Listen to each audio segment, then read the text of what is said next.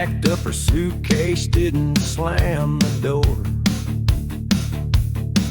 Just left my heart lying on the kitchen floor.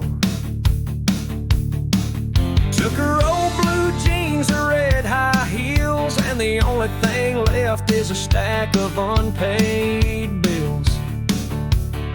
She didn't want the dishes, the couch, or the truck. She just grabbed the leash and wished me luck.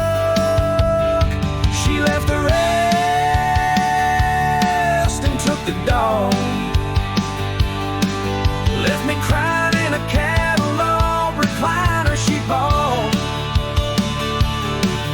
No goodbye note, no teary monologue, just tire marks and that tail wagging hound I love.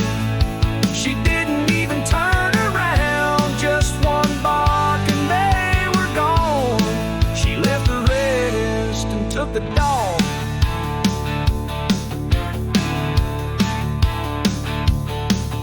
Now I'm eating cold beans straight from the can,